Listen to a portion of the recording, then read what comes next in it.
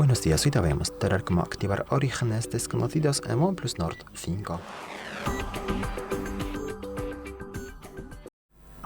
Para eso abrimos la aplicación Ajustes y luego de Ajustes seleccionamos más abajo la pestaña que se llama, en este caso, Seguridad y Privacidad.